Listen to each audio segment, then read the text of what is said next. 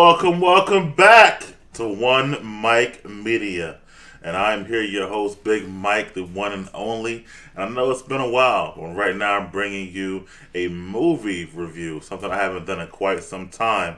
And of course, if I'm going to do a movie review, I could not do that with my original cinema crew. So let's bring them in one by one to discuss their thoughts and opinions about Dune 2.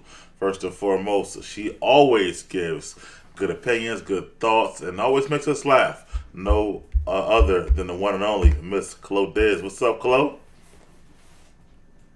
Oh, I said it the other way around. My fault. Hold What's on. up, Mike? We missed you. We miss you too. And as you can see on the screen, gotta bring this guy in, the originator himself, the guy who helped bring this all together, my man Josh. What's good, Josh? Hey, what's up, aka Joshua D? You heard? Here we go.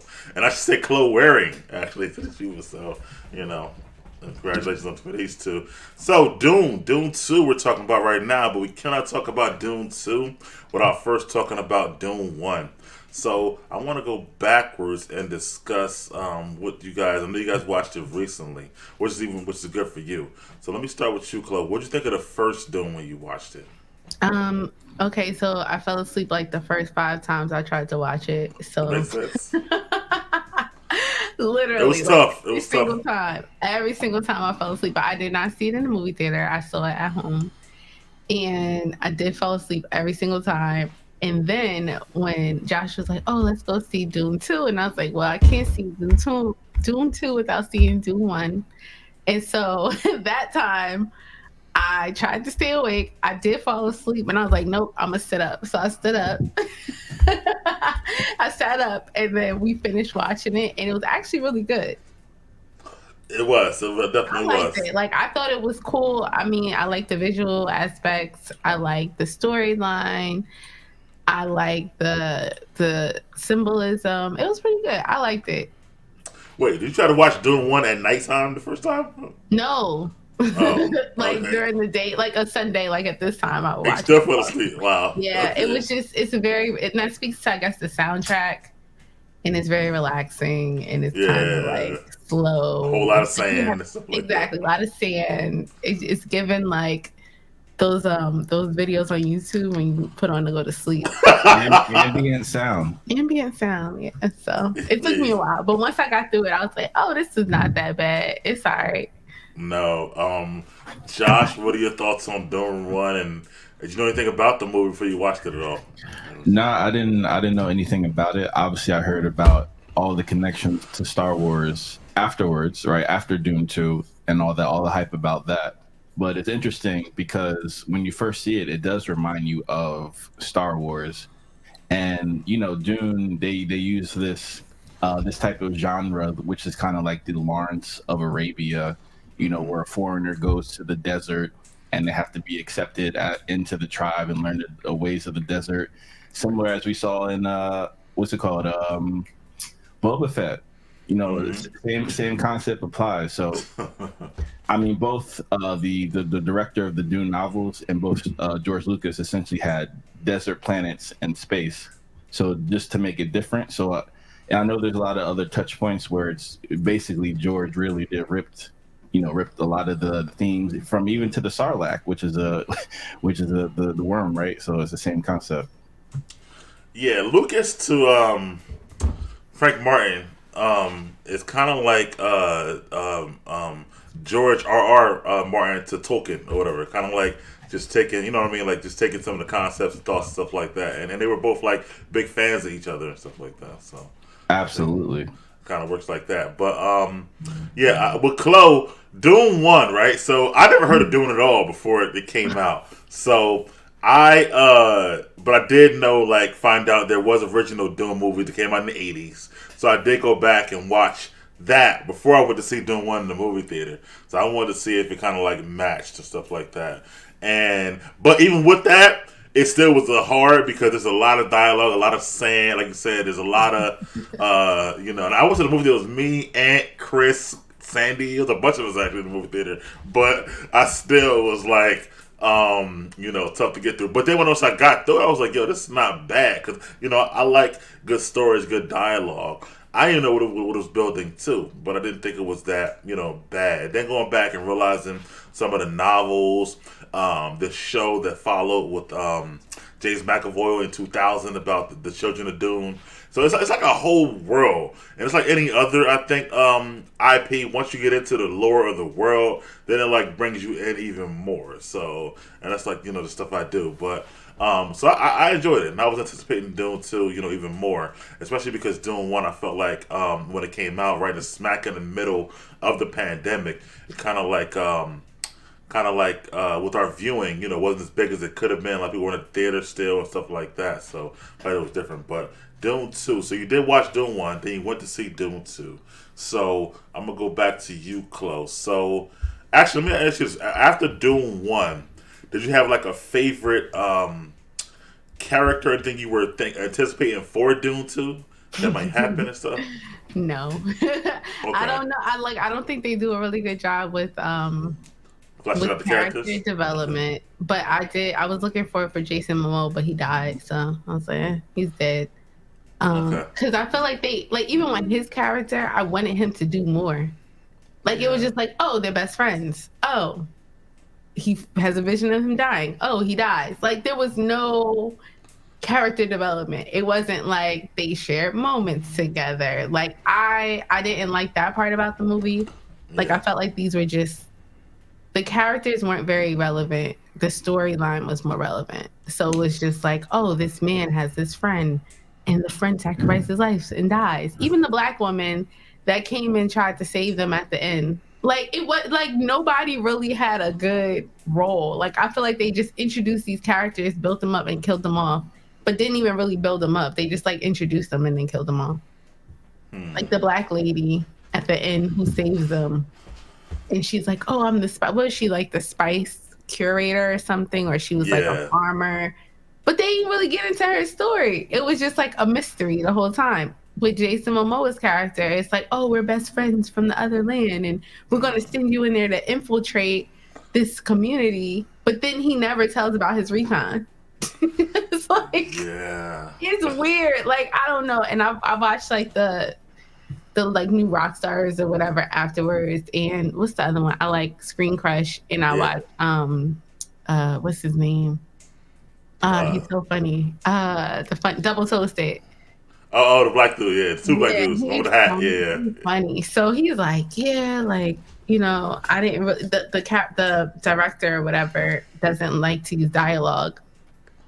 It's a movie, bro. Like, I don't know. Like, I need words. Like, I need words, but not too many words where it's telling you too much. But I just needed more. I was like expecting certain things, and it just ended. Like, I would have liked to know more about her. I would have liked to know more about Jason Momoa. I would have liked to know more about these characters that they introduced and then just killed off.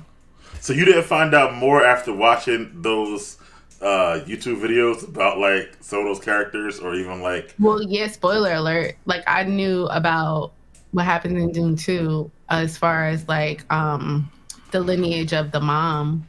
From watching Rock, I wish they didn't tell me that. That would have been a nice thing to find out. But all right. Well, I'm gonna try to make sure that this video I don't spoil what's coming in Dune 3 for you, then, because I know you don't like spoilers, so I'm gonna leave you alone for that. But I think you'll be pleasantly surprised in the Dune 3 based on what you just told me.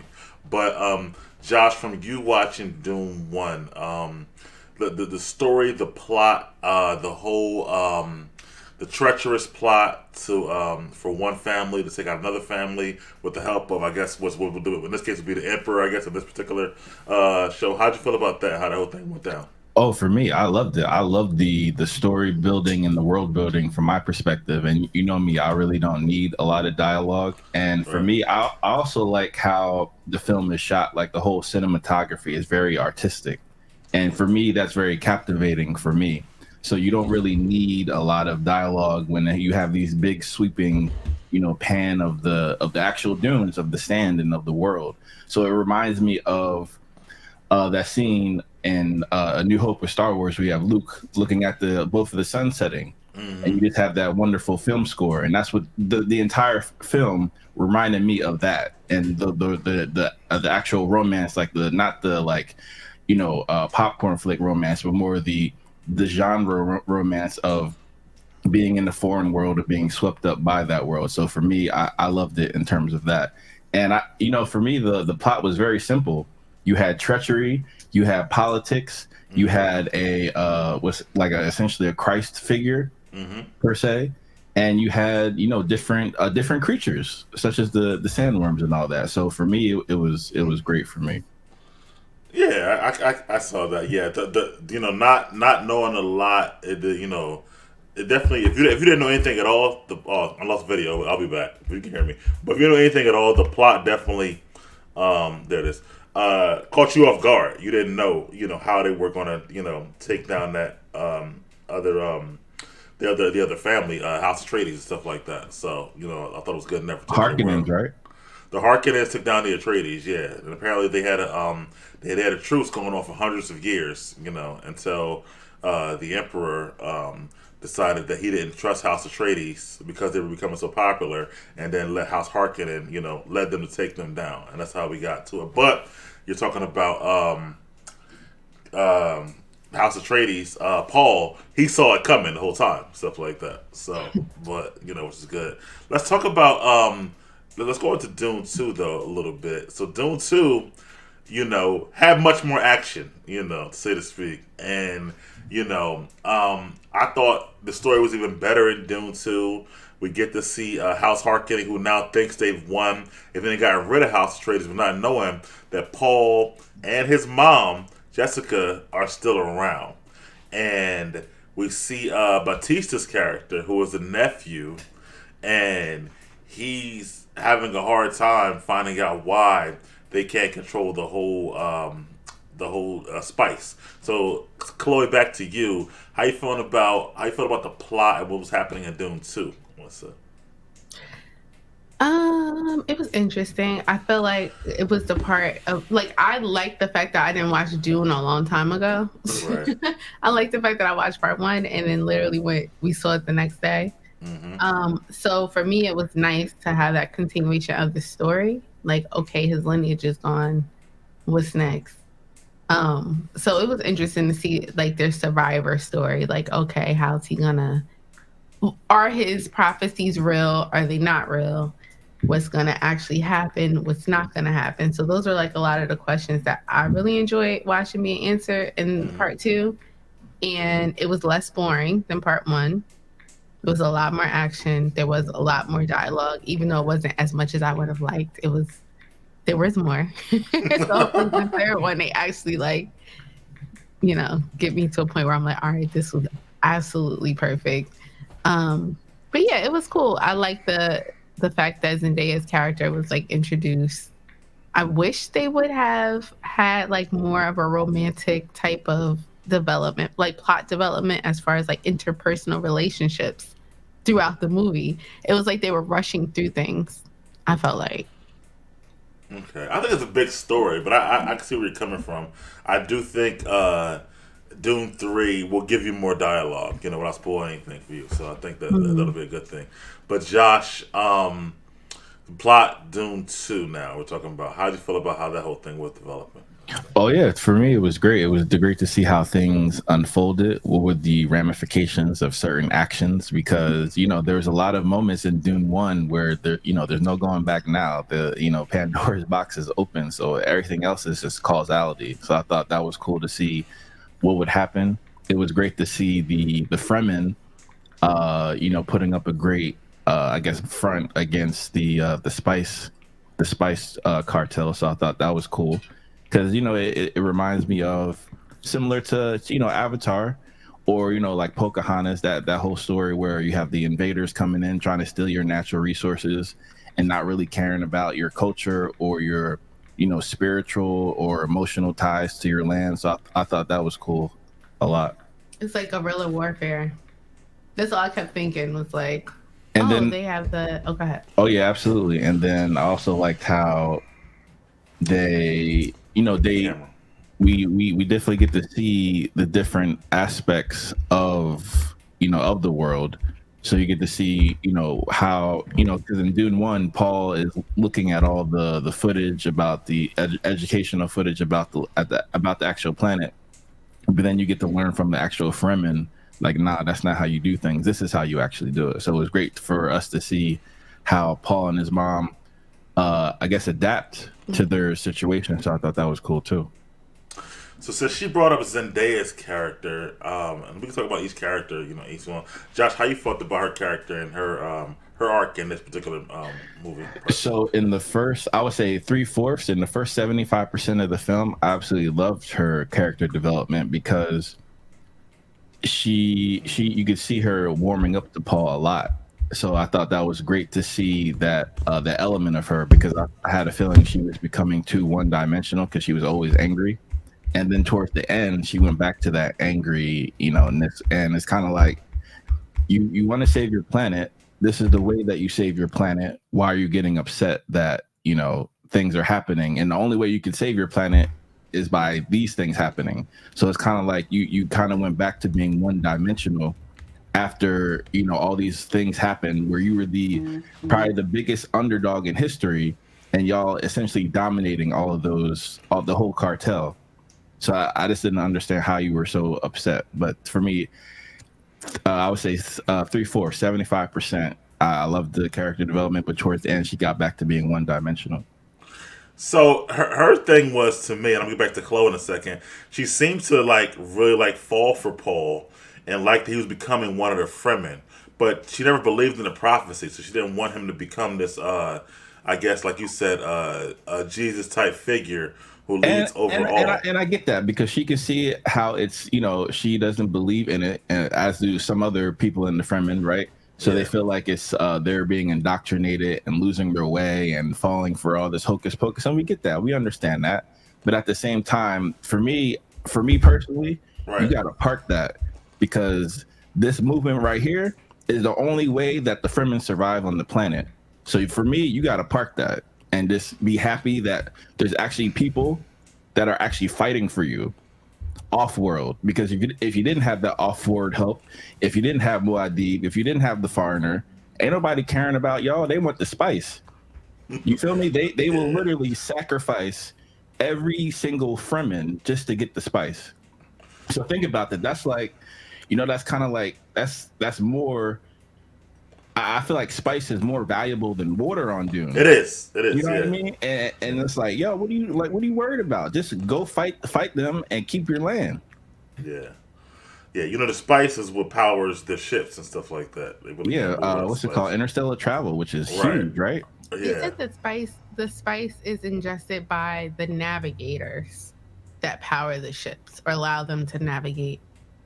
So it's not like fuel. It's like some drug. It allows them to see. It's basically drugs. right. Agreed. Now that's a great point, Chloe. Because for me, I was like, okay, you have all these amazing technology with the suits converting, human bodies to essentially just water and spitting out everything else. You can do all those intricate things, but you can't find a replacement for spice to navigate. That's the part I was like a little bit MacGuffin-ish, but okay. And then the spice apparently is created by the sandworms. Like that's their, like, the sandworms create the spice. Right. And you can only get it on what's the name of the planet? I forget now. But Chloe, back to Chani. Zendaya's got Chani. So do you feel like she was justified, and when she got upset, or you feel like she just rode with Paul the whole time and like, okay, if they're choosing you to be this leader, I'm going to just go ahead and agree with it, myself. How you felt about her art? I felt like she didn't want her people to be indoctrinated, but then also you see the prophecy coming true, so it's like, I don't know. I feel like she should have just kind of like, I don't know, because part of her, I think the dialogue that they did go through, there were moments with her and Paul where he would tell her his fears, like, I don't want this to happen because trillions of people will die and it'll be in my name. And so I felt like she was trying to protect him from that, and he kind of leaned on her for that. But then she kind of felt like he got this power trip all of a sudden. Right. And he just kind of was like, no. But I feel like everything would have been resolved with him just saying to her, like, yo, this is what we got to do. Because like he communicated to her this whole time in a vulnerable state, right? Yeah. And then all of a sudden he switches up, but then doesn't communicate anymore. So now she's like, what? Like, you're not even talking to me? Like, I don't know. It could have easily been solved if he said, hey, once I drink this, I'm gonna know everything. Just follow me. And he never did that. So then that's it was just miscommunication.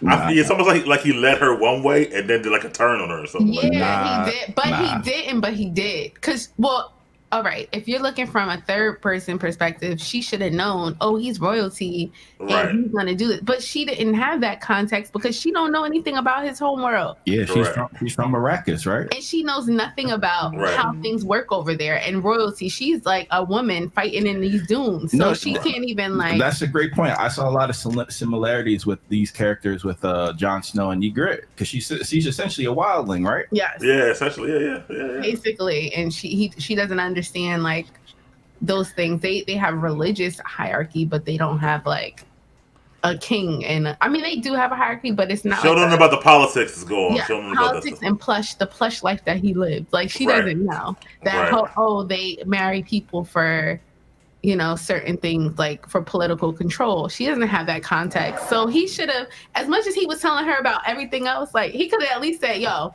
I gotta go down here, I gotta drink this water. I'm gonna know what we gotta do so that everybody live. Yeah, people gonna die, but everybody's gonna live. This is the only way. I think the biggest slap in the face was when he could have told her, I'm probably gonna have to marry Princess Irulan, the Emperor's daughter. I think that really caught her off guard. He could have just said, he said, I love you and blah, blah, blah. Like, bro, just say, yo, I don't love her. I got to go do this, but just meet me outside. I'm not going to touch her. I'm not going to her. Right. This is a political play I got to do. This is a part of the plan. It's a chess move, but you my woman.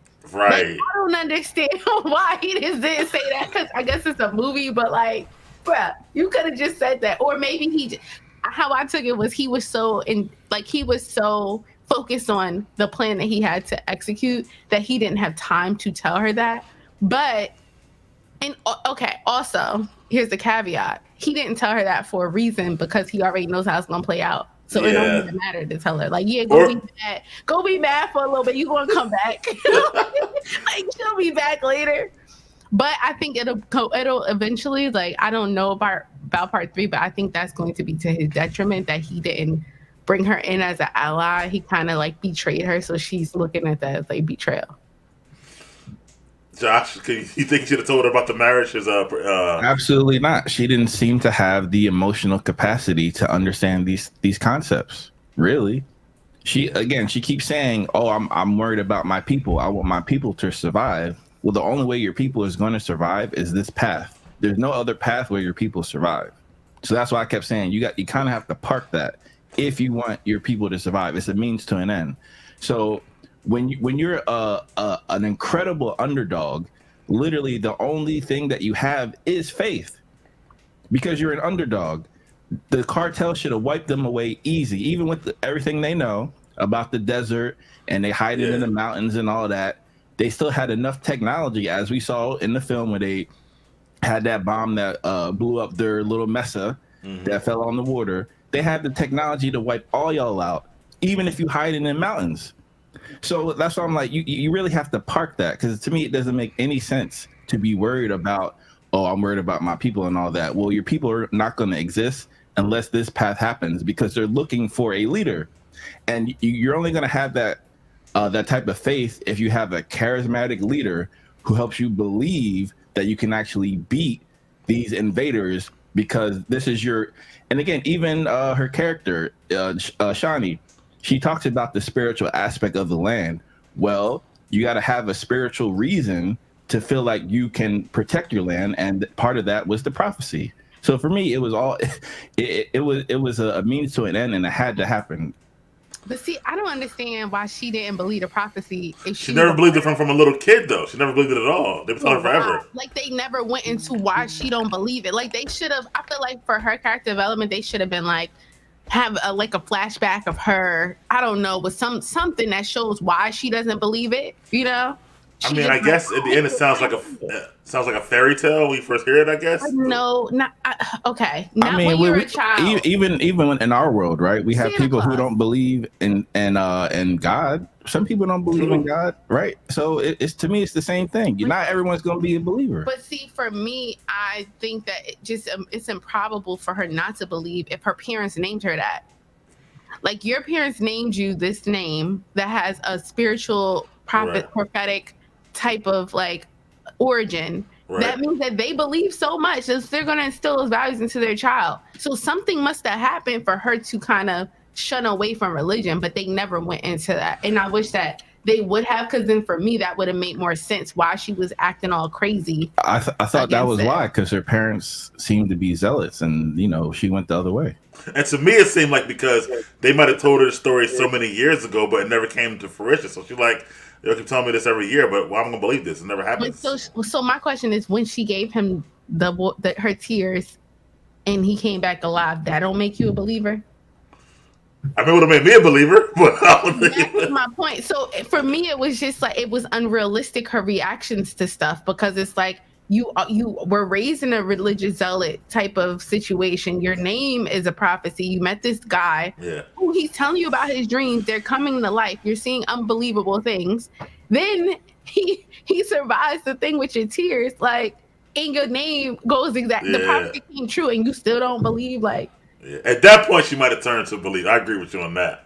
I can see beforehand her questioning maybe. Like, bro, like, but I would have. But even when she saw him in the desert, and then it's weird that he told her about his dreams, but never told her that she was in them. Yeah. Isn't that kind of weird? Yeah, almost like he's trying to. I don't know if he's trying to protect her, I guess. But let me talk about who did believe, and that's my guy Stilgar. He's one of my favorite characters in the movie, and that's played by Javier Bardem.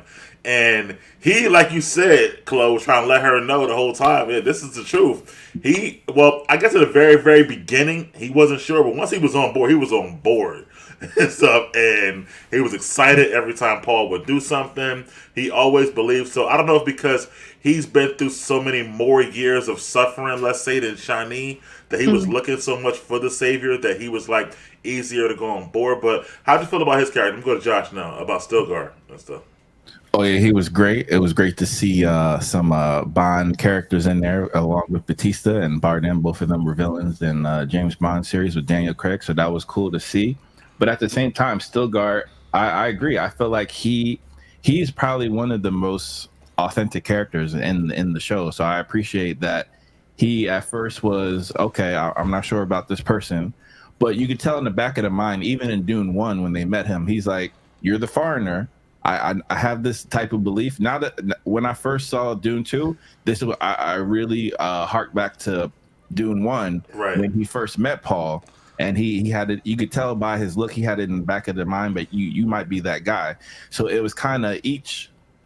It's kind of like when you learn kung fu from a kung fu master, and you have a step up, you have to accomplish these things, and you can tell he's essentially testing him with the desert, right? And I thought that the way he did that, how he, I guess, developed that admiration and that stronger faith by the different tests. He's like, "Hey, Muad'Dib, that's simple." Right. Chloe, what about Stilgar's character and his faith and stuff? Well, he was my favorite character, now as you say it. But I think that's because we saw his character development. He was the only person like that we actually got dialogue from him. We got reasoning why he believes certain things. We saw his character change throughout the movie, and it was like authentic change, and it was like cause effect change, not just random change. Like that, I think that's why I liked him so much. To Josh's point and to your point, like we saw him go from this guy who's like, nah, I don't know about this, but I know about the stories, but maybe not. We'll see. And I remember one of the parts when they sent him out to the desert. Right. And he was like, they're like, don't do it, he'll die. He's like, well, if he died, he knocked the moon. right.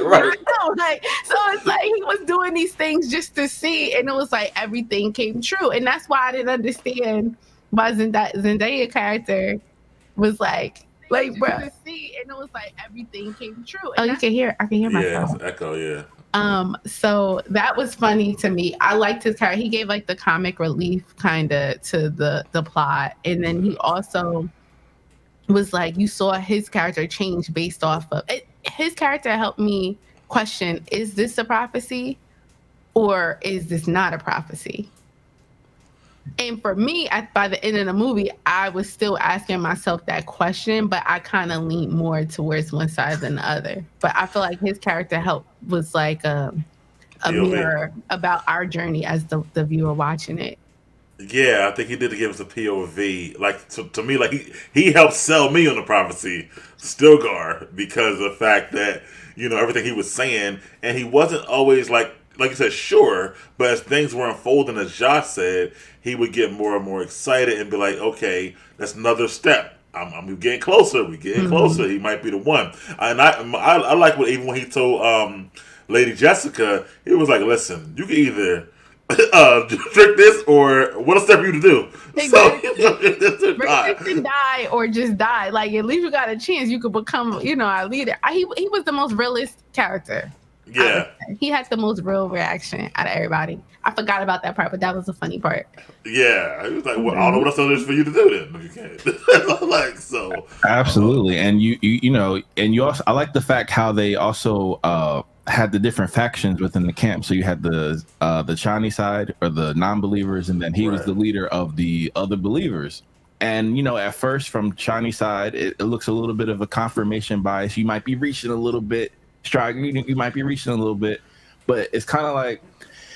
It's that old saying, like, how many coincidences do you need to know that there's a sign? Because after 3 or 4, to me it really becomes arbitrary because he keeps knocking down the prophecies. Like regardless whether you believe it or not, all these things are happening as it was written. Well, the third side, as we spoke of, Lady Jessica, and when she did become the what did she become the I forget what they call the spiritual mother. I forget what spiritual it's called. mother. Yeah, and when she became that, she used her knowledge of being a political person, being from House Atreides, as the lady of that house, to kind of whisper in their ears that Paul was the one from the west side, while Paul was on the east side, with Shani and Stilgar. But she was saying, so when they get there, they're gonna all believe already. So how do you feel about her character, Chloe, Lady Jessica, and her using her influence to kind of get that side to believe in Paul? So honestly, I don't even think it was her. So I also like the mother's journey kind of too, because it showed her being a non-believer. Like she was raised to be a believer. Right. And this is why I feel like they should have done Shani's character like the mom's, because it seems like they're very similar. So like the mom was raised as a zealot, like she was raised as a Bene Gesserit and was trained into this faith. But then she believed it, but she kind of put those beliefs to the back burner and was just waiting to see. She was watching it unfold. So like her not knowing if she believed it or not, she was kind of questioning her faith. I feel like even though she was born into that faith, but then when she drank the water, she was pregnant. Well, before that, she in the first movie started believing when she noticed her son was having dreams. Like, oh snap, I might be, he might be the one, but we don't know yet. Like, tell me more. And he was hiding it from his mom, but then at some point he was like, yeah, I'm having these dreams. And then she's like, all right, you got to get tested. And then he passed the test, and I think that's when she realized, like, oh snap, I think I got, a LeBron James in my hand. Like, I think I got a goat on my hand, but I'm not sure. Like, let's see these tests. So then when it was her time to get tested, I feel like in the first movie, she was more of like, she let Paul be the leader. Like you see when they were in survival mode, she let him drive. He was kind of taking that masculine role, like, I'm going to do this, follow me. But then in the second movie, it kind of switched when she drank the water. But that was because the daughter, the baby, got the water too, and the baby was telling her, she had a thinking partner like, hey, you gotta do this, this, and that.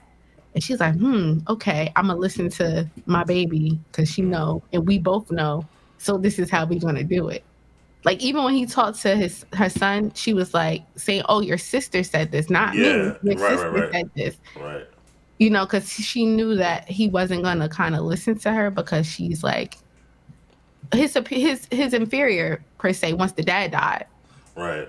Because like he becomes the matriarch, and so she kind of Correct. has to listen to him, but also Yeah. influence him, but from a different perspective. And then she was laying down the foundation for him to kind of walk down. Hmm. So I don't know. The mom played a huge role in the sister. Yeah, they But did. mostly the sister, because the mom wasn't talking that zealot stuff, and so the sister opened her eyes, like, Yeah, and I think she used, like I said, her what she was taught as a Bene Gesserit to use that on the Fremen people to kind of, like I said, let them believe in Paul. But Josh, how you felt about Lady Jessica, her arc, and what she was doing there? Absolutely great performance by Rebecca Ferguson. And yeah, I love the fact that, as you guys and as Chloe was saying, using the Bene Gesserit training, because essentially in any political drama where you have different houses and land and all that, you're always going to have a spiritual element. You're always going to have a clergy, and essentially this Bene Gesserit, they were the religious people in the galaxy, similar to how the Jedi would be or the Sith. So I thought that was cool as well. But I did appreciate how they talked about time travel in this, and how his sister is connected to that, and how that also connected to the dreams and his dreams, Paul's dreams, and also I guess the future of what's going to happen in part 3. And I thought that part was really cool. But to me, I feel that his mom did what any mom is going to do. You're gonna protect your child and put your child in the best situation to win. And to me, she understood the assignment. She knew that the only way any of them going to have success, either Paul and his mom or the Fremen, the only way that they were going to win against the Emperor and the cartel was if Paul was in power. So I appreciate that. She definitely spun the web, but Paul also did his part too. So every challenge, he wouldn't back down from the challenge. He just did it. Even the challenges where they said he was going to die, and he still did it anyway. So it's not like he waltzed his way in there. He earned every bit of that Muad'Dib legend, in my opinion. And because of her, she set him up. She threw the oop. He dunked the oop. and then Yeah. like, oh, I'm Go sorry. ahead. No, go ahead. Go ahead. Like it kind of makes me think like, okay, did Paul kind of, I feel like he wasn't as scared to do these things because he knew his visions was coming true. So it gave him that little boost, that confident boost, like, all right, I'm gonna just do this because it's gonna come true anyway. Like, I'm not gonna die because my visions say I'm here. I'm here next week. Like, so something's gonna happen, but I'm gonna still be here. So I think that gave him a little bit of confidence. To your point, Josh, like he did go through the steps, but I think that at some point, because initially he was also like, he hated the fact that he knew that there was this Bene Gesserit that made this prophecy up and got these people to believe in it. So initially he was against it until he started seeing stuff come to fruition, and he was like, wait, this is real. Like, this is, even though they did it, it's also real. So it was like, it gave him that little boost of confidence, I feel like, to keep doing, like, to do what he was supposed to do. And to be fair, there is a point where, of course they could help facilitate the prophecy, but to me that also, it reminds me of what you always say, Big Mike. Two things can be true at the same time. Sure, they can be pushing the prophecy, but that also doesn't mean that the prophecy didn't exist in the first place, and people wouldn't believe it without it. They just have a catalyst to believe in it more, and it's a lot easier to believe in it if you see Jesus in front of you with all these miracles. Mm-hmm. Yeah, and even herself is a part of the prophecy because she didn't die when she drank the water. She did become the grandmother, and she's his mother, stuff like that. So, that was a part of it as well. And I like when at the end, and we'll get to all of it, I like the part where she talks to the other Bene Gesserit leader lady. It's like, I told you this from the beginning, you didn't believe me, and stuff like that. Like through telepathy. So I thought that was pretty dope. And I like how they got those powers too, just Bene Gesserit on their own. Like, they can kind of. But their religion is crazy because they take you in, I guess, almost like as kind of like a nunnery, almost like this cult figure. But then they put you out there to marry these different houses and stuff like that. But they still come and try to control you, even after you're long gone from their their cult, I guess. So I guess, Chloe, how you feel about the whole Bene Gesserit and how they operate and stuff? And it makes sense. It's just like a woman. It shows how powerful the women are, Yeah. but in different ways, right? So they're not using brute force, which is what Marvel would like you to believe, that women could just like, hang off of a helicopter with one arm and they don't have no powers. But like it actually showed what the real feminine power, and that's like getting, like, she stole, they were stealing legacies left and right. Right. Manipulation at the finest. Like, even when they manipulated old boy, what was his name? The white dude, the powder dude. Austin Butler. Yeah, Fate, his name is. Yeah. So they were like, all right, we're not going to manipulate him with the mother figure. We're going to use, like, his masochism against him and send the dominatrix in there to get it and secure the legacy. So, like, it showed the true power of women and how they really were in control of everything. They even manipulated, like, the emperor into doing certain things, or, they were really the gatekeepers of the world, but were hidden behind this, like, facade of, like, feminine, like, being feminine. And we don't really have that much power, but really they are the bad guys, the culprits at the end. I agree. It's like they're like a Jiminy Cricket on your shoulder. It's like they're like whispering in everybody's ear, and they play it continuously. And like I said, even after they send the ladies off to be somebody's husband, they still come see him like, "Now you do this now too." Like they don't stop. So it's like, Josh, how you feel about the Bene Gesserit though? How do you feel? Oh yeah, absolutely. I thought they were masters of the game. They were chess masters at playing the long game. So I thought that was very interesting. And to Chloe's point, I thought that was a brilliant aspect, because both in our world and typically most fantasy worlds, women are always going to be the most powerful spiritually, because I feel like women have that superpower. For men, it's more physical and logic and that type of thing. But for women, it's always the softer skills. And it actually reminded me of the Art of Seduction a lot, especially with Leah's character, and Leah, who was also in James Bond as well, and Mission Impossible. I forget her last name, is French, but yeah. So I thought it was cool to see, because when you first learn about the Bene Gesserit in Dune 1, you don't understand the scale of their influence. Yeah. So I was glad how Dune 2 actually double down on that and show it's more. It reminded me of the Jedi Order. Right? Like, you're going to do this. You're going to influence that. You're going to use the Force to influence those events. You're going to use the voice, right, to influence those events. So I thought that was very, very intriguing. Yeah, they even use the voice as, like, their superpower. They do. Which is like a play on the fact that these women were master manipulators of this huge storyline. And then they even had, like, different plans in action, like, if this plan A doesn't work, then we got a plan B. Like, don't get too fully yourselves. We got plan B, we got plan C, we got plan D. So for me, it's like, it was interesting to see how the men thought that they were in control, but really they weren't. They were just pawns in this huge game. Actually, no. I actually would say the opposite. For me, Paul epitomized that actually you can be as manipulative as you want with those soft skills, but if a man decides to take charge, he gonna be in charge. And we'll get to that in the final scene. But for me, that's how I looked at it personally. Yeah, but Paul is also a Bene Gesserit though. Like, Paul has the same powers, the skills. Right? But but he's the bridge between those two worlds. Yeah, which is why they used him. He's right, kind of but that's why he has to be the one. Future. He has to be.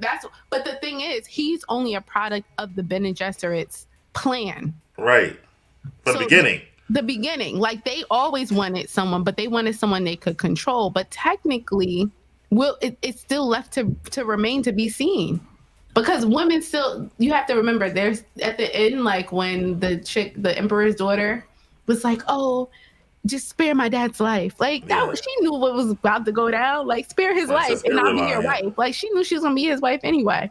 So, like, for me, it's like, even though Paul is on this journey where he's like, I'm in control and I can do this and I can do that, I think at some point in his development, he's still going to be under that influence of a woman's manipulation. Maybe just not now.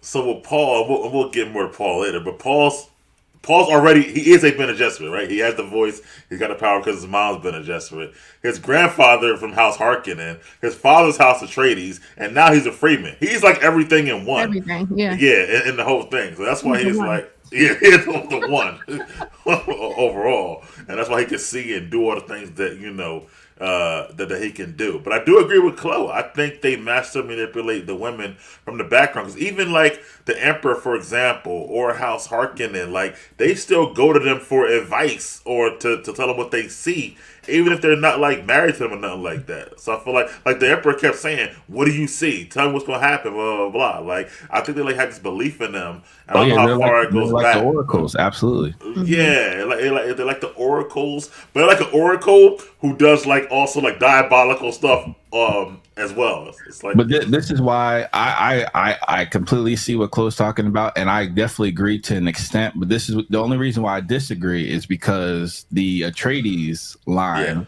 has always been known with disobeying, with being a rebellion. So out of all the people that you want to be this figure, you go to the one line that is known for disobeying. Even the Harkonnens, as ruthless as they are, they still obey the order of things, right? They're essentially the Hutts. Right. But with the Atreides, to me, they're a little bit more of the Han Solo type. They, of course, they can be on the side, but eventually they're always going to look out for themselves first before everyone else. So for me, like, why would you choose a candidate from that line when they already have the predisposition to rebel? I don't think they chose that candidate. I think because remember, they did, but the rebellion started with the mom. They told her to make a girl, and she's like, "Nah, I'm making a boy. I'm giving my husband a boy." Right. So she gave him Paul, and that was where she messed up. She wasn't. That's how you know she was a believer, but she really wasn't, because she went against them, and she kind of screwed everything up. To be honest, because Paul is really supposed to be the one, but that's why I'm like, his sister is actually, this is just my prediction, and I didn't hear anything about anything. The sister is really going to be the one, because she has all the knowledge of all the Bene Gesserit. She has all the knowledge of everything because she took the worm stuff, and she's starting from before she even born. She has the same genealogy as Paul, and she's a woman. So she sees the future, the past, and she's a woman, and she's not even born yet. Absolutely, but this is what I'm saying. So I feel like his sister is essentially Luke, and Paul is Anakin. Yeah. Interesting. Okay, I like that. Yeah. But she might be a little crazy too, so we don't know. That's yet to be seen. I won't say nothing, but I see what you're saying though, Chloe. Like, if they ever showed a story of a young Lady Jessica, she probably was always rebelling against the Bene Gesserit. They probably had a hard time like with her when she was like a lot younger. And like you said, when they did send her to House Atreides, she'd say, "Okay, I'm having a boy," and like it seemed like she always had like a beef with the leader of the Bene Gesserit, even though she was one at that point. So she probably saw it a long time ago. But it's very, very interesting to say the least. And her name was Margot, Josh, the Leah lady, actually, in the story. But Fade, we spoke about a little bit. Now, Fade, I don't think he had enough development for me. But, I guess they brought him in because his brother, who's Batista's character? What's his name in this movie? Glosso. He couldn't get it done. But Fade's a little bit more ruthless, and, I guess at one point, they kind of like he wasn't around because who he is, and they brought him in because they couldn't get the job done. Let me go to Josh for this one to start with. How you feel about Fade and how his character played out? Oh, fantastic character portrayed by Austin Butler, and I agree with you. I feel like he was underused, similar to what was it, Thor: Love and Thunder, with Christian Bale's character. It exactly reminded me of that because he was so good, and they built him up to be such a imposing figure. Again, we'll get to that later. So because of that, I felt like he was underused. But if this is just a part of the plot, and for, let's say, for the plot's sake, you honestly believe like, oh shit, Paul, he might have been surfing on worms, but he gonna have a problem. This dude is a problem. So in terms of building up that big bad, I feel like they did a great job in terms of that. So I'll give him a great job for that. Okay, Chloe, any thoughts on Fade and when they brought him in? Well, this is what I was saying. They need to do more character development. Like, yeah, we saw a little bit that he was crazy, but I want to see him like do some real like I wanted a scene where Paul was like feeling like where he was like losing against Fate. They Yeah. never showed a comeback. They just showed like, oh, this guy is so big and bad. And then all of a sudden Paul just comes in and just like, all right, one sword fight for 3 minutes and you're dead. Like, I don't know. Like I wanted a little bit more. Well, he was losing in that fight, He by was, the way. but I knew it was coming because the first scene. All right, remember the scene in the first Dune where he's fighting his friend. They're doing like the thing, and he's like, "Oh, but we're both dead." Duncan, I knew that was yeah. coming. Like that was just so predictable to me. Like he's not gonna die. We already seen the prophecy. I needed more. I needed Fade to do some like crazy stuff because he was supposed to be crazy, and he didn't really do like that much crazy stuff. He did a little crazy stuff, but I wanted to see more. I wanted to see more of why people were afraid of him. They like, oh, he killed his mom, but like they didn't show no flashbacks. Like it would have been nice for them to show like his origin story build up. But I guess I agree. they're gonna kill him off anyway. But like it would have been I more of agree. a build up. Like and that's And even, they didn't waste any time building up characters. That's how I know they're gonna die. and even with the Batista's character, Glossos, like show more like the brother relationship. I felt like they didn't show a lot of that. Like, It's oh, like, lick my boot, like kiss my boot, like, bro. I need to see y'all going back and forth before this. oh Like, well, yeah, what happened before? Right, to get y'all to this point, right? maybe it'll be a spinoff. Maybe it will be. Well, he's dead anyway, but it's not like they can revive characters. But I feel like they should have done more. I see what you're saying, but at the same time, I feel like the plot, and not in a bad way, it's just so simple. It's just so, Hatfield and McCoy's. You understand the beef. So for me, it's just like how these characters are essentially chess pieces on the board, and the least important ones are going to die off. Mm-hmm. So for me, I mean, I didn't really need to see that. I understand what you're saying. It probably would have made it better. But once you get to a film that's like 2 hours and 45 minutes, you got to make some cuts. Well, I feel like what. Go ahead, huh? I'm sorry. No, like go ahead. Game of Thrones. Like we loved characters and then they were killed. Like I needed more of that. In this 8 movie. seasons though. That's the difference between one movie. Right. But I get your point though. People died in one season. You know what, Chloe? To your point, what really connected the dots besides the wildling with the Fremen and Shani to Game of Thrones, but it was really what really pissed me off. This is my one major gripe of the film, is that they never really used the fact that Paul was Harkonnen. And so you had this big reveal, but you didn't do anything with the information. You went up and whispered to Eric Selvig, I forget his name in this, right? But essentially Jabba the Hutt, and then he talks to Fade like, "Oh, what's up, cousin?" But you still don't do anything with the information. Surely the houses should be notified. That's information that should be known. Surely you got to say something to the Emperor. And they just do nothing with the information. It reminds me of Jon Snow finding out he's a Targaryen. You do nothing with the info. Yeah. First of all, call him Eric Sullivan is hilarious. Stellan Skarsgård who played Baron Vladimir. And just like this, though, Jon Snow found out very, very late, but not as late. But I think that Paul did find out late. But let's talk about their uncle, Fade, and Lost Uncle Baron. He had 2 movies. And how do you feel about his development through both movies and how his ultimate fate club? For the Baron, it was uneventful. Like I don't know. It seemed like I would say his character development was like very surface level, like everyone else's. Okay. And it was like Paul's motivation to do all this stuff was to kill him and get revenge. But then he kills him, and then he's like, "That's not even why I'm here for it. I'm just killing him on the way." So for me, that made sense. But like, I don't know. It wasn't really like, oh, he's this big bad. He was just disgusting to look at, number one. And then number two, it was like I was more into the nephew and the brother's relationship. Right, me too. Yeah. Like I didn't really care about Baron. And I think they should have did more character development. Like even watching like Rockstars and stuff, they talk about what actually happened in the book with him.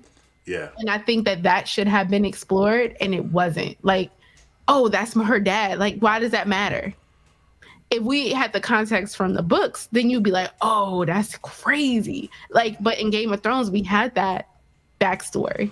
But in this, that's what I'm saying. They tried to be Game of Thrones, but just was not as good because they didn't do certain things. Like they should have built that dude up just like they built up what's the name in Game of Thrones, the dad. He died on like the third episode or something, right? What was He that? got beheaded. Ned Stark? Ned Stark. Episode 9. Oh, episode 9. Season Okay. 1. Yeah.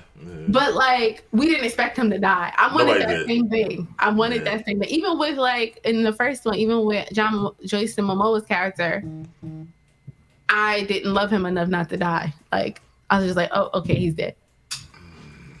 Okay. So that's where I think that they fell short. They should have made us like really invest us in these characters and like, oh snap, he died. Like now it's like, oh, he's just dead. I don't know. Josh, about the Baron, how you felt about his arc through both movies? For me, I really like the arc because again, I'm completely new to the Dune franchise and IP, so I'm just learning about everything. Everything for me is just world building. So of course, I can't but not make a connection to Jabba the Hutt because the Harkonnens are essentially the Hutts, right? And similar to Jabba the Hutt, most of your power is fear based. But if anyone ever stood against you, you can't really defend yourself. Right. So for me, it was of course he was going to die eventually, but the way he did die, I didn't expect that. So to me, that was interesting. You know what? Remember the first movie? I thought that I thought Baron was just the worm. What? I did. You know why? Because he like levitated in one of the scenes. He's at the table.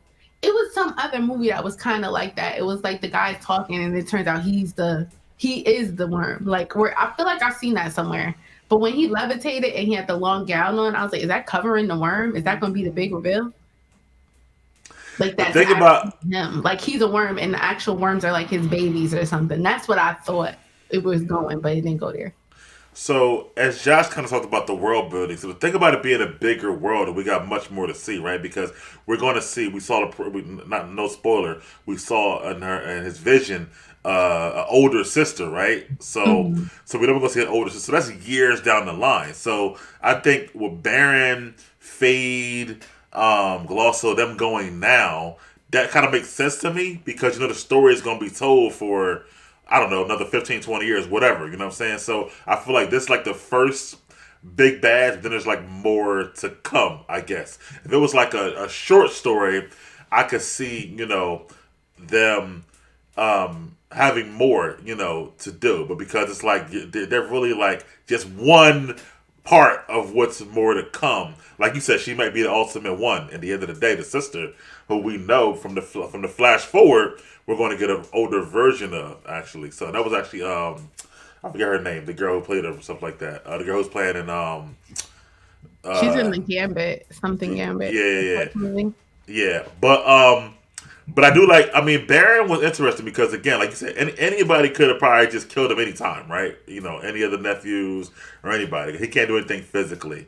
Like Jabba, who got choked out by Leia, right? At the end of the day. But I do feel like, I like the close-up death that he did give him in front of everybody, and him saying basically like, yo, I know who you are, grandfather, but I'm taking you out right now. Did he even know he had a daughter? I don't think he knew. Did he not know? I don't know. I don't think he knew.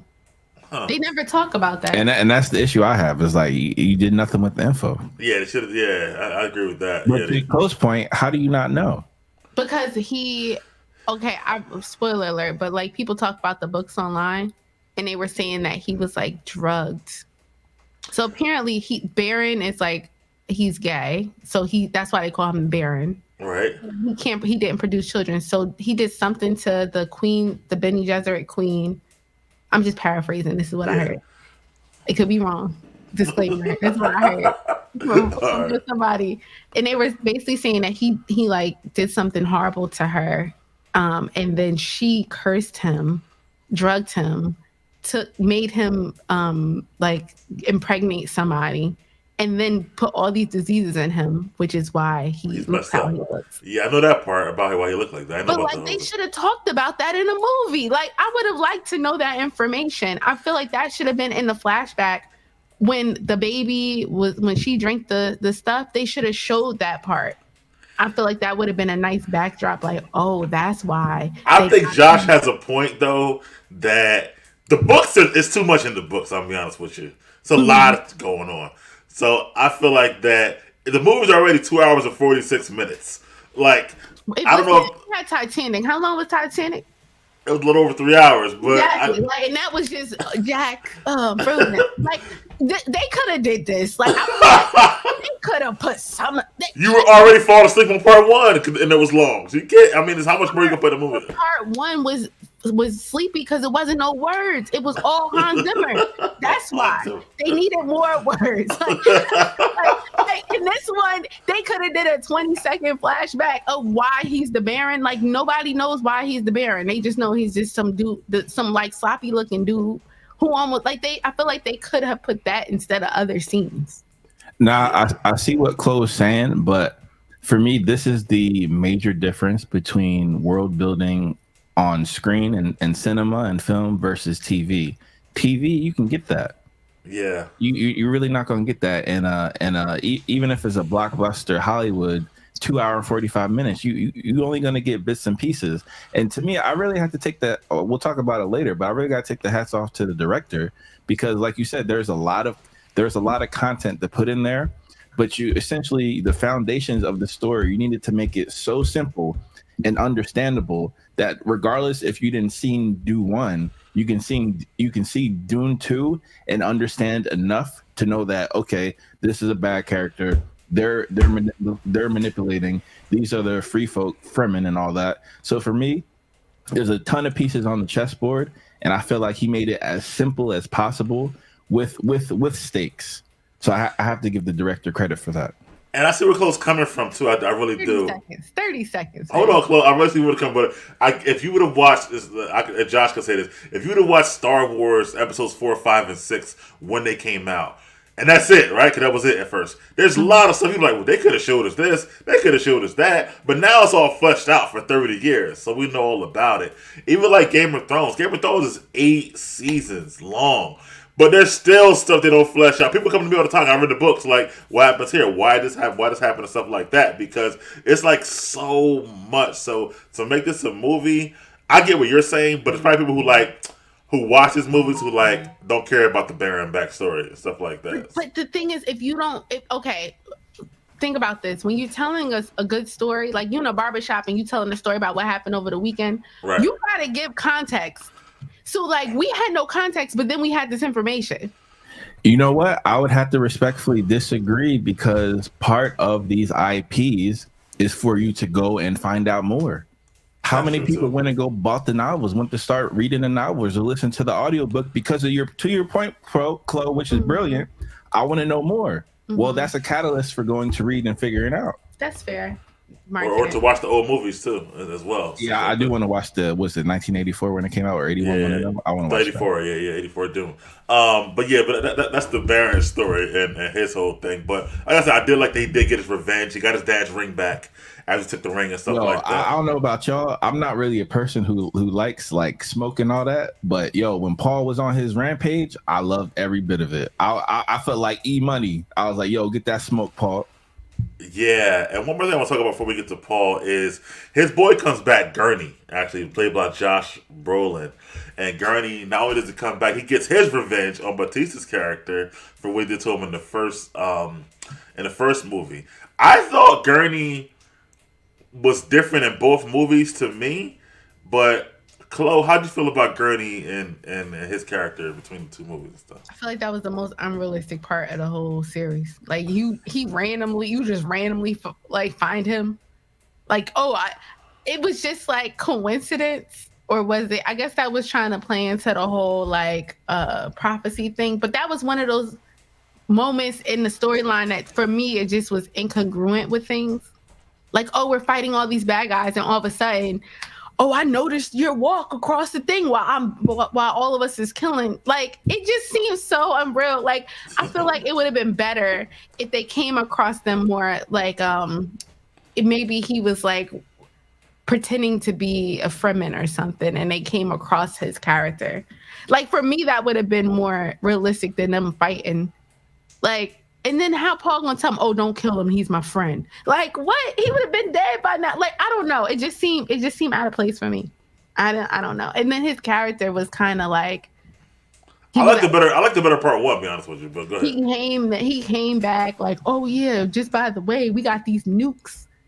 And you know what I mean? Like, what? Like, how? I feel like that the movie just took a turn. Like, what? This is so unexpected. I unexpectedly found the guy who's the only one left who knows where their nukes are. Like, what? It just, I don't know. Who was my teacher forever or something like that. Yeah.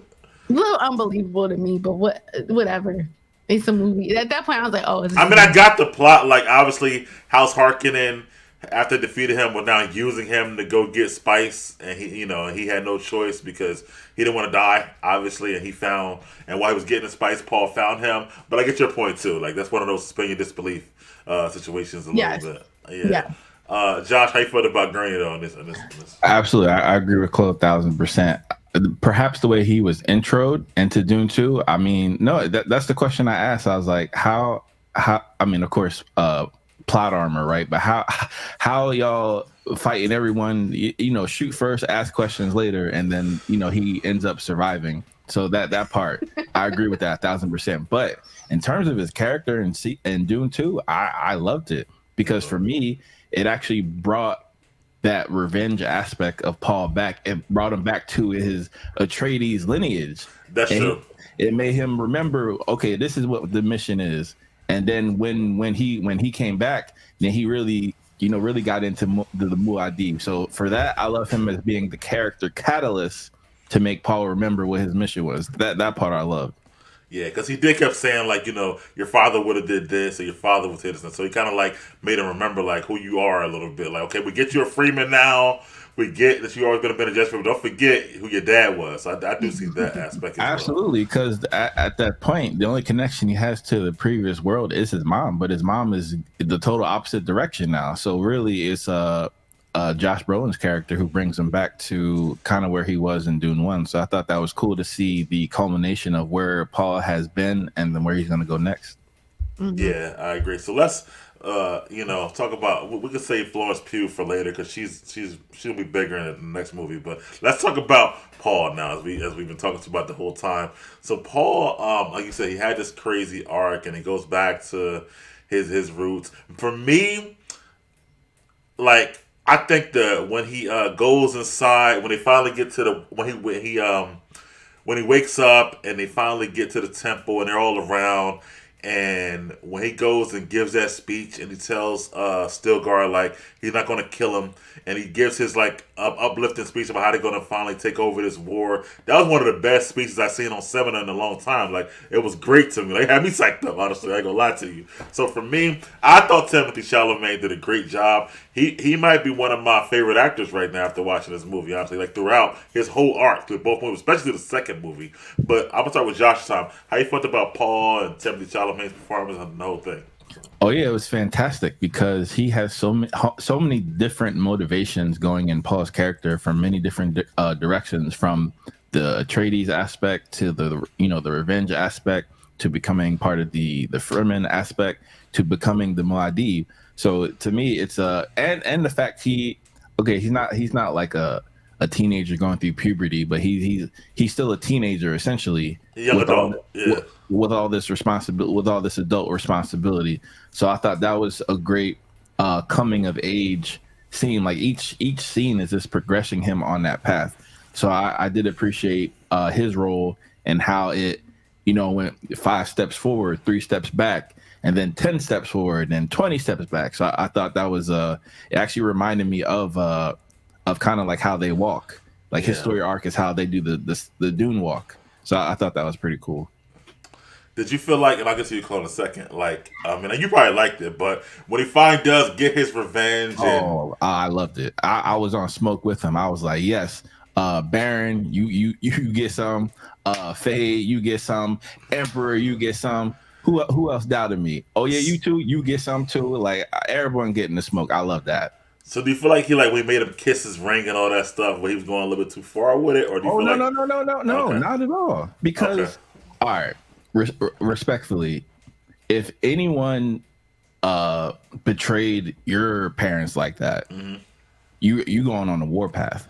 Yeah, of course. I know I am. Yeah, of course. Like for me, the emperor got off lucky, but he still humiliated him and took that power, because this is why I believe, like, sure, the Bene Gesserit they're more of like a seduction power, more, softer power. But in order to take power, you have to be forceful. You can't be manipulative. You have to be in front.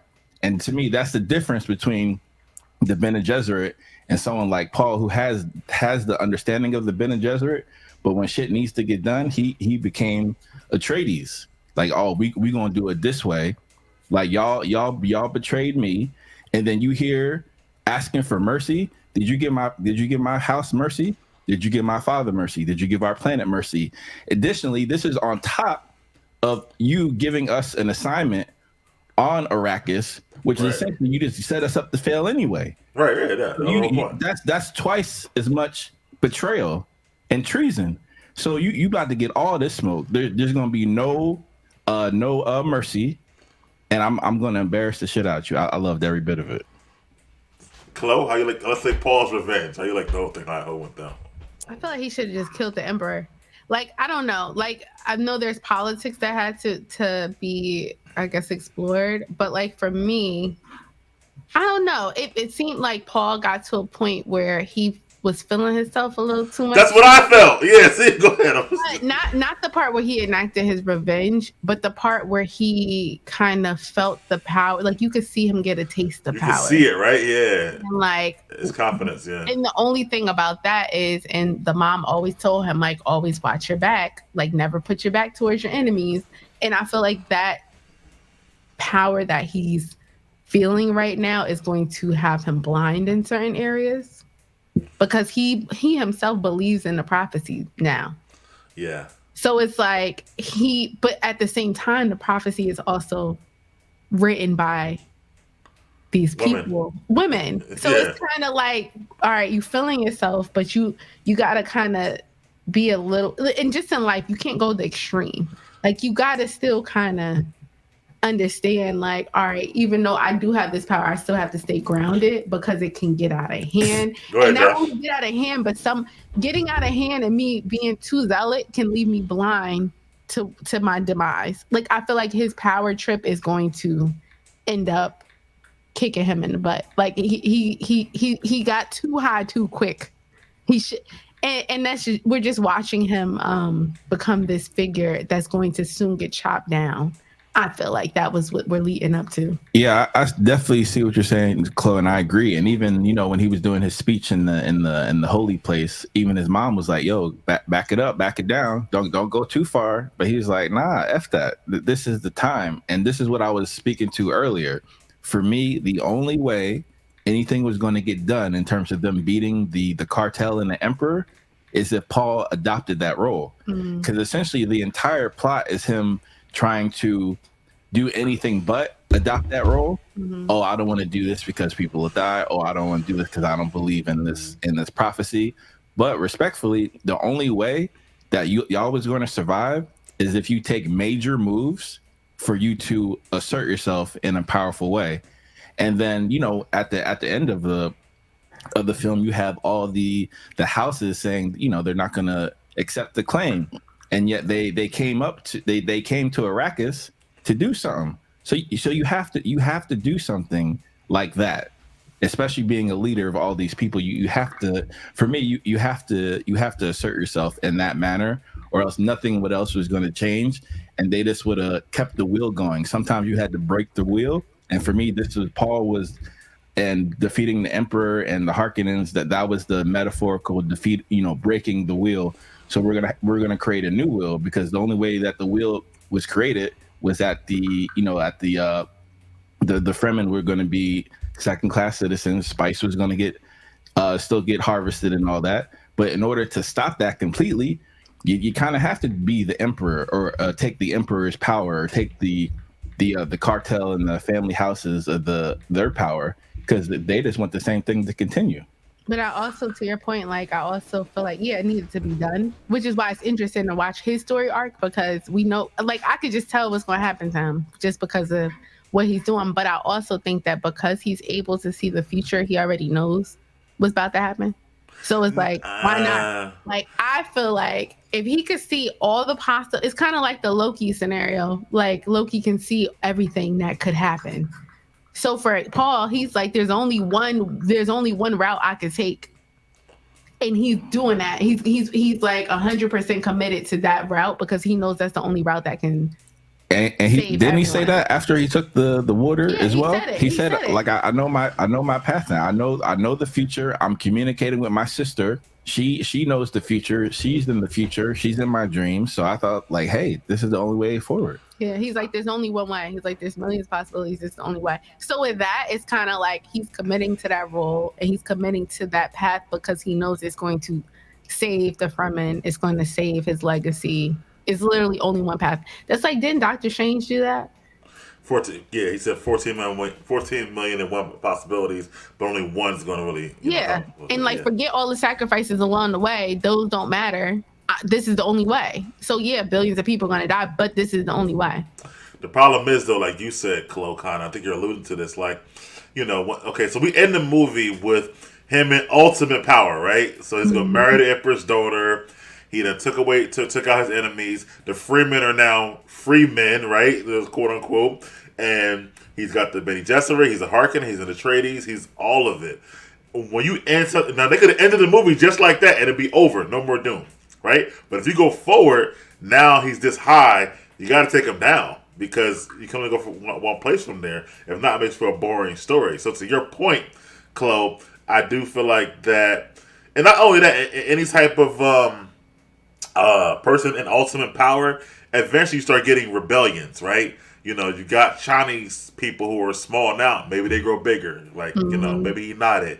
You got other people who might be like, I don't like how he's leading. Now, he'll come at you like you kind of said, like, I'm leading the way that I know to lead because I can see the future. But we can't see the future. What about what you're telling us? So I think over time, people can probably maybe not believe. But ultimately, and this, go ahead. I'm sorry. Oh, no. And then what was interesting, too, the last scene, or one of the last scenes, when the mother was telepathically communicating with the lady. I forgot. I'm trying to find what phrase she said. But she was basically like, yeah, I told you so. And then the lady was like, basically, like, you didn't realize there's no sides.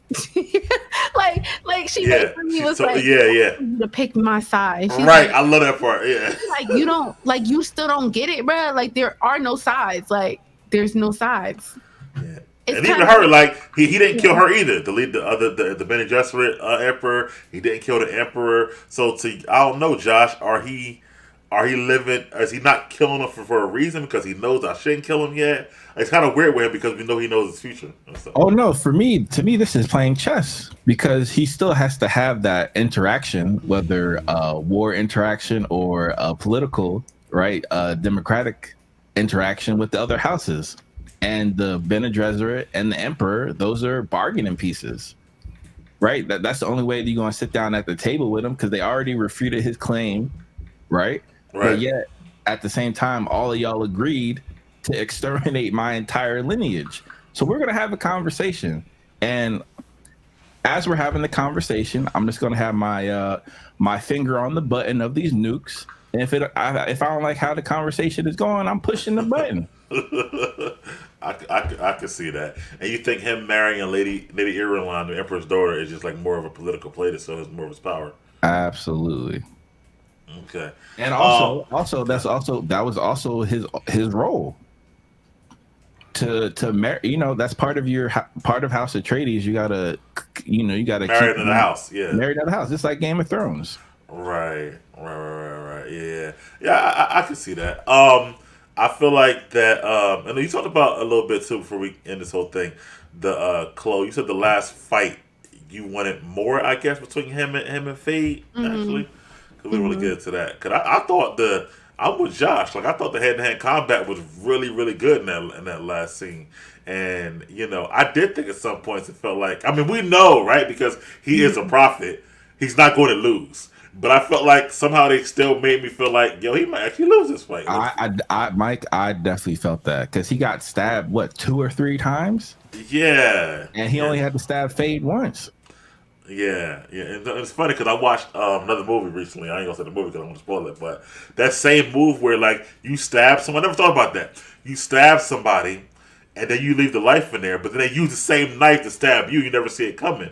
I thought that was a good way to kind of because it makes kind of sense with it. Because everybody stabs somebody and walk away, but now you give them a weapon really because they just left the knife in there. So I thought that was good too. But overall, Chloe, how would you rate Dune 2 overall?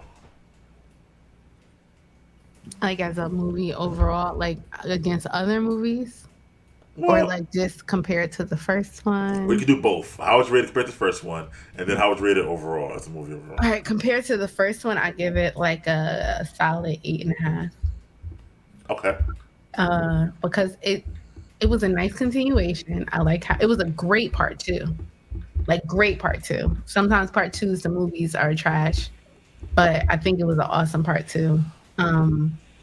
Yeah, it's like an 8.5. I wouldn't give it a 9 because the lack of dialogue Okay. and like random parts of the movie that just like But visually, it was stunning, and we saw it in 4D, Oh, nice. which I have a gripe about because I don't think it was really 4D because we had the glasses, but it was like 4D without the 3D aspect. But I don't know, it was cool. It was definitely a great part too. I think overall as a movie, maybe like an 8.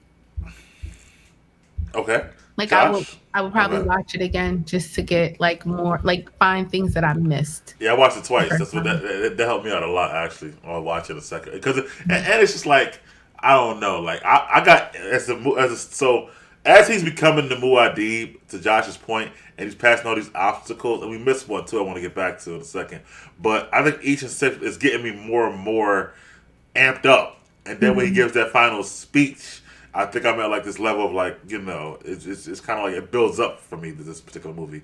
But Oh, go ahead, one go. more thing, and this is something I had a gripe about. They would mention things but not go into them, which is basically Josh said too. So like the one scene where Paul's about to go in the desert at night, and he's like, "Oh, you need to watch out for the genies, the jinns." And I'm in there looking for a jinn, and we ain't never seen no jinn.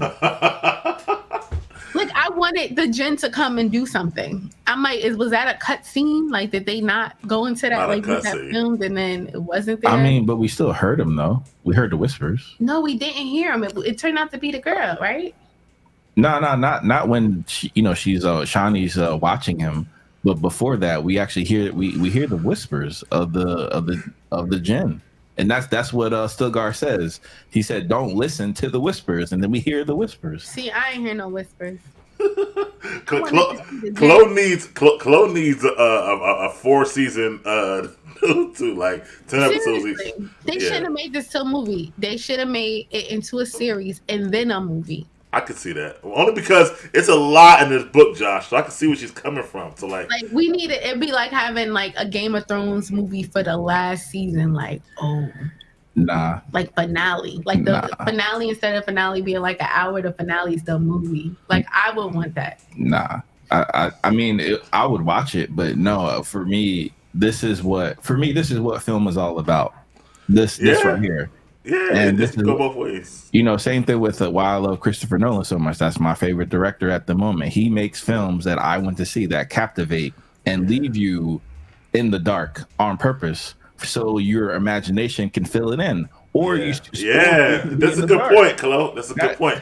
Because That's the whole reason. Denis Villeneuve, Yeah. director of this, he's in that Nolan school, and I get Josh's point, right? And I'm gonna let you talk in a second, but because like if you look at like a TV show, right, like Game of Thrones or whatever, right, they do take time to flesh out each and every character. Arya has her arc, Jon Snow has his arc, Littlefinger.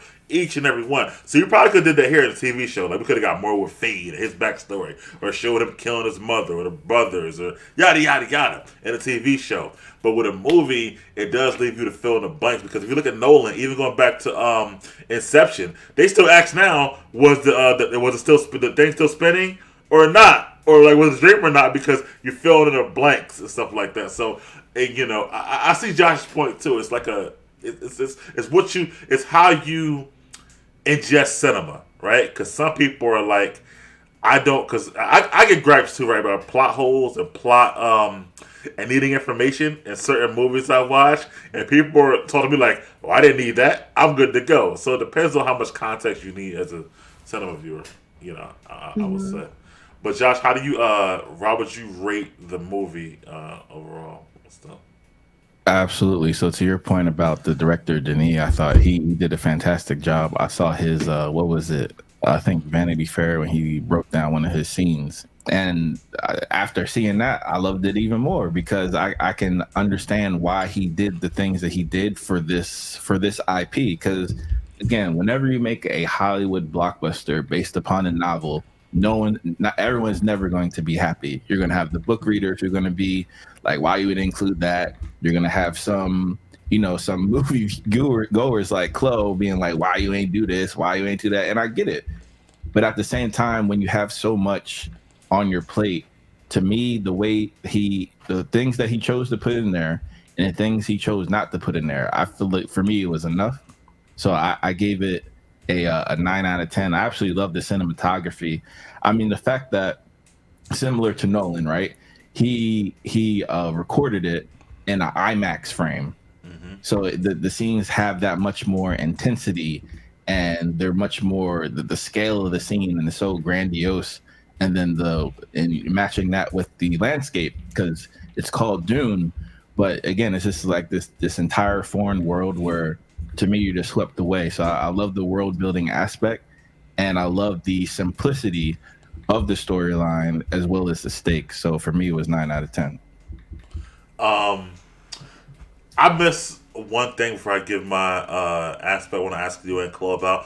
I know you talked about the visual. How did you feel about when we get into it, the sandworms and them riding the worms and the scope of the worms and even that whole task and stuff like that and how fast they are. Like, Chloe, how you felt about the worms themselves? I had to get into that because that's a big part of Doom, so I didn't want to miss that. I love the sandworms. Like I thought the sandworms kind of spoke to how a lot of people feared them because they didn't understand them, and it seemed like the Fremen like worshipped the worms. Like even the fact that they killed the baby worm to get this like magical water was kind of like they sacrificed it for a greater good. So they have like a very spiritual connection to the worms, Mm-hmm. and they use them. It was kind of cool to see that they're not afraid of them. They just respect them and respect that they're a part of their environment. Also, like, and how they call the worms with like hitting the sand and stuff like that. Like that, that's Mhm. dope too. Josh, how you felt about the worms and the visuals of the worms? Absolutely. So even back to Dune 1, I love the incorporation of the worm and how they are, as Chloe said, respected in the world, but also how they're part of the scene, right? So you can't just, stroll in the desert and the thing ain't not gonna happen. Like the way you walk in, you're gonna call a massive sandworm to come and swallow you up. So that whole jeopardy for me, it just raises the stakes every time you step foot on Dune. So I thought that aspect was great. I liked in part two how you have more close-ups of the sandworm. So I thought that was great. That was great CGI for me, especially with all the teeth and all that. But then to Chloe's point, how of course there's a spiritual aspect, but then you could tell when Paul gets the biggest one. He's like, damn. Stilgar's like, damn, not that big. So for me, to me it was just great. It was very captivating for me. Like the entire time I'm watching, I'm just like the entire time. So that part I loved, and you could tell when they hook the hooks up to, I guess, to their lips or nose so they can steer them. Mm-hmm. Then you can see that there is a somewhat of a connection between the rider and the worm, similar to how we saw in Avatar, where you had the Avatar 1 when you had to jump on one of the flying beasts and connect with them, so they become you're essentially linked. And then henceforth, anytime you want to ride the sand dune, you just essentially call your worm, and you have that bond with your worm, and Paul has the biggest worm. Pause. See, I didn't know that they get the same worm every time. I thought they just call any worm that's available. That's what it looked like though, because at the end they referred to Paul's worm by name because it was the biggest one. and when he rode into battle and when they fought the emperor, he was riding that same big worm. And it's, to me, I just inferred Big worm. that's what was happening. I like how they use it to travel with like several people on one worm and stuff like that. Even with the Lady Jessica was like inside a whole tent on Right? top of the worm and stuff like Yeah, that. how You're to using get it like up the there. subway, like the train. Like, how to get her up there, though? I need to see that. That's true because she was pregnant and everything. So you're right. Like the way that it worked, like that's the part that I'm like, huh? Like, did the worm stop and let the see? Because also, like in the first movie, remember how the worm just looked at him? Yeah. I looked at Paul, and I'm like, did it look at him and stop to not eat him because it was called somewhere else, or did it look at him because they had a connection? Like that never was answered. And It's similar, right, to like the dragons, right, in the Targaryen, maybe a little bit though. How like maybe they had a connection, so to speak. And, maybe they did, but maybe they did. that's Like true. maybe because somebody in the movie had mentioned, oh, somebody called the sandworm somewhere else.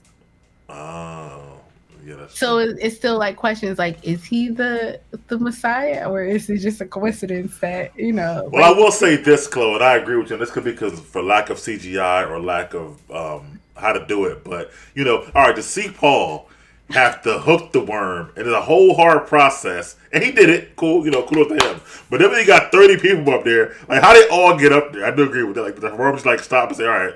Everybody get up one at a time. Like, yeah, exactly. Like, or like to Josh's point, once you hook the worm the first time, he's your worm or she, and then now you can like control it. control it. Like, all right, Paul, sit here. While we load you up real quick, and then we'll feed you. We're gonna feed you some other people later. Like, I don't know. Yeah, That that's was this police wild. station. Because when it's also a whole tent, I'm like, how they get a tent up there? It got her inside the tent. And she just chilling, riding, like right. through a sandstorm, like over there. Because remember the sandstorm? Yeah, I do remember That that. was a little crazy. I'm like, they could have showed. I don't know. I guess they like, let's just suspend their disbelief now. They have to because that's a lot. That's a huge. I mean, that worm is in itself one probably cost millions of dollars just to do. But I'm gonna go with a 9.5 for me. Like I said, I enjoyed it so much. Talking to you more, Chloe, honestly, probably brought down my score. I was like a 10 out of 10 at one point. But then I was like, you know what? There are some things they could have like showed me or did a little bit better. But it still was an epic movie. Still was great. It still kept building me up. And I feel like that we haven't gotten these real big epic movies in the movies, definitely not at home, but in the movies in like years and stuff like that. So I feel like that may be part of me grading it on a curve because it's like, what am I like? I'm not like putting up. It's not much for me to see lately. That's like, yo, this was epic. We're missing that. I mean, I guess maybe Avatar 2 was one of them, and so I like this better than Avatar too. that's what I'm saying. So it's like, for me, it's like even that, like I said, this like old school movies to me. Like even like Star Wars, which I love and stuff like that. I don't think Luke, Anakin, whoever, they never showed this. Like, I mean, they show their power like physically, but not the mental power that Paul shows over the people. And where they rally behind him, like with a whole nation, like giving a huge speech. This is almost like 300 level or something like that. You know what I mean? So I feel like that's why I like stuff like that. So for me, I would say 9.5. Claude, I want to ask you, what are you looking for? Questions to be answered, or things or predictions you might have for the next Dune movie before I let you guys go? That I thought it was kind of cool how the baby was talking while she was pregnant. That was a little creepy, but I like that part of the movie. I'm like, not this baby talking. And before she drank the water, or no, once they drank the water, she's like, the Reverend Mother's like, oh no, abomination. What did we Right. do? And then the baby's eyes open, like, yeah, it's going down, like demon spawn. So it's like, I don't know. It's just interesting. So I think, obviously in the next movie, I don't want too much time to pass though. Like I want to see that baby be born and like I want to see that baby as a child. I don't want to see it necessarily skip all the way to her being an adult. But I feel like they're gonna skip that for some So reason. I don't know what's gonna happen. How Vinny Villeneuve will do it his movies, but in the original stuff, it's about 12 years between the Dune here and then the Children of Dune, stuff like that. So if Yeah, I that want to see her as like a 5-year-old, like being crazy, like like using the voice, or being like a 3-year-old using the voice oh because my she already god, doing stuff.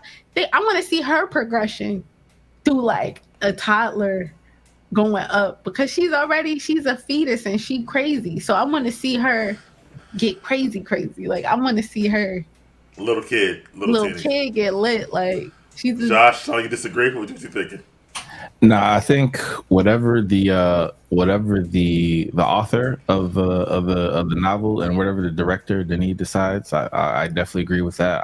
I'm okay with time jumps. I've never had a problem with it, Yeah, and the way that Denis does his filmmaking from Blade Runner 2049 all the way to the Dune series, I just like how he makes very iconic shots and has a very interesting storyline with very interesting characters. So to me, I trust him in this process. So my biggest question is what's the fallout going to be? I guess 12 years in the future with the other houses. How many children do Paul and the emperor's daughter have? Lady Irulan. Yep. And I guess does Shiani create her own little faction within the Fremen, and she's a leader of that group? Is she at odds with Stilgar, because of the spiritual aspect and the believers and non-believers?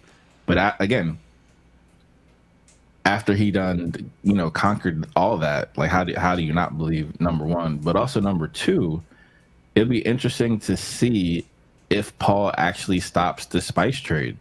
Like I really want to see how he makes good on his promise to free the Fremen from being exploited. So we'll see.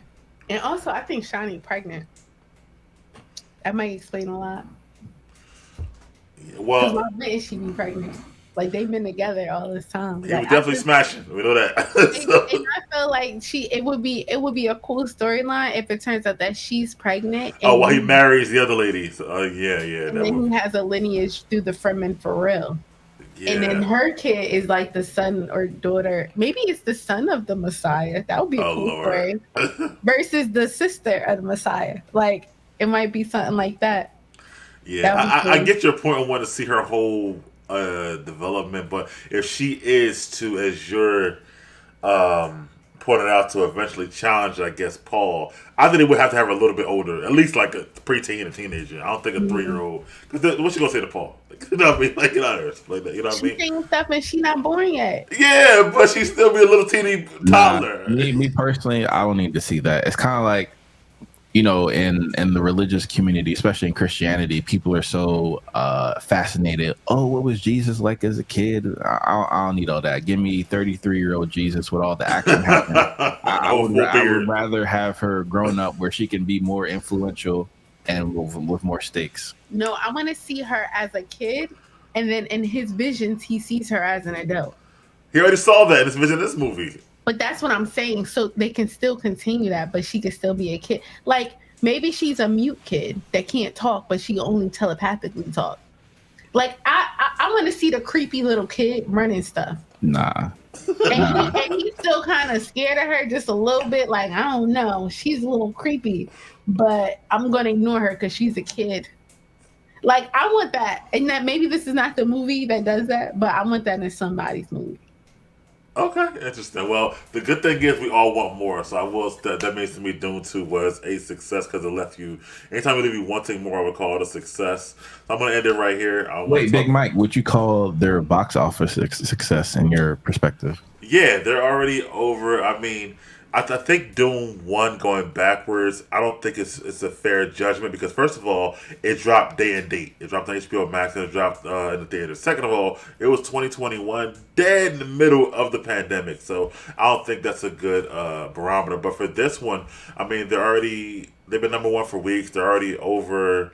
Um, $500 million. That was last week, so they're probably jumped to 650.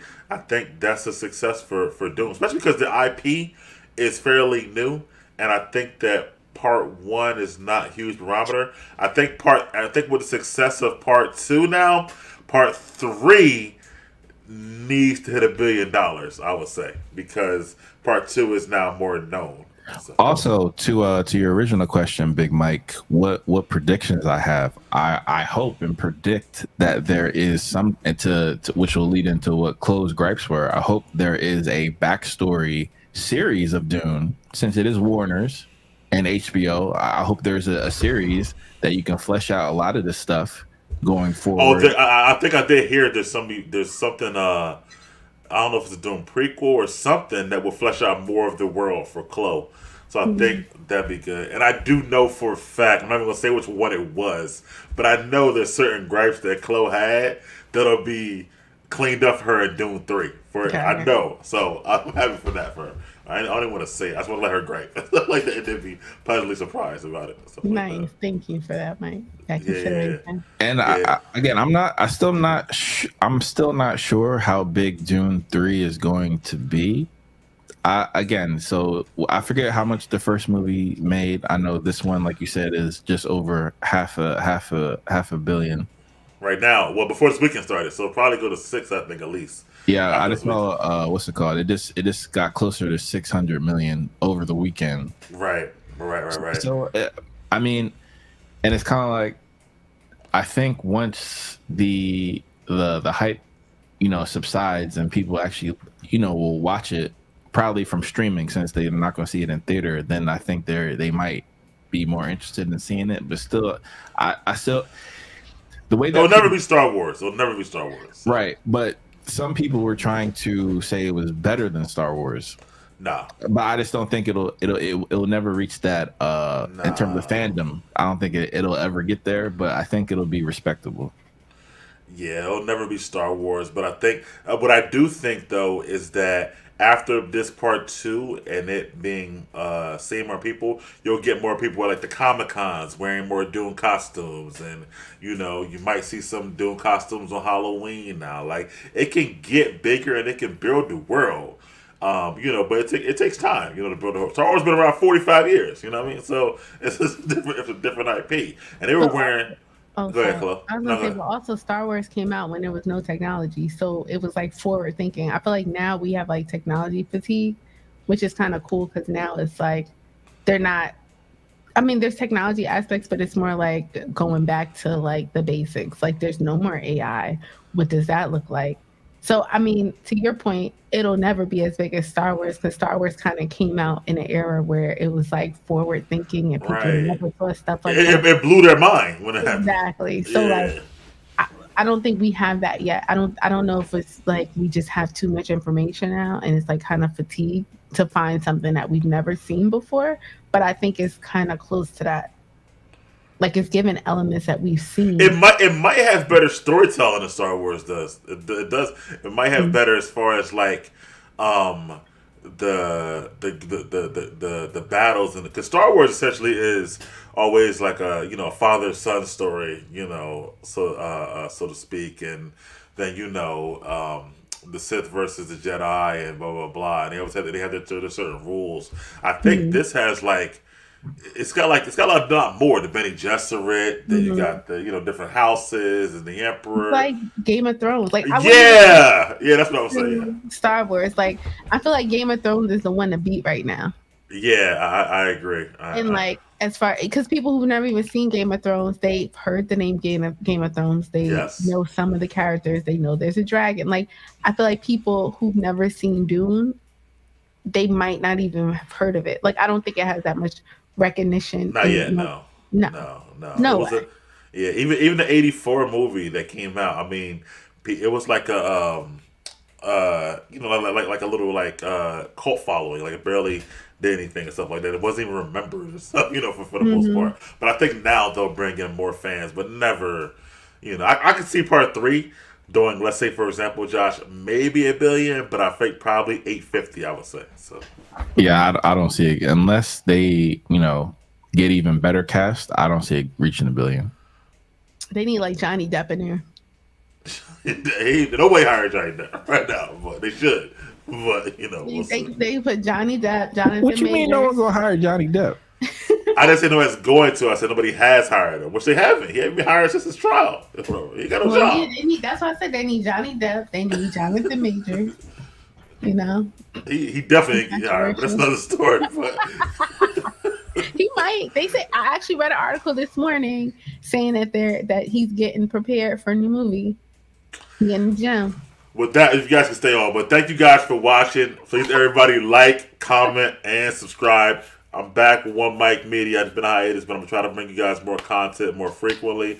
Trying to bring back my my basketball show before the playoffs start. Half Court Trap. But thank you all for Chloe, for Josh. We out. See you next time. Peace. Peace.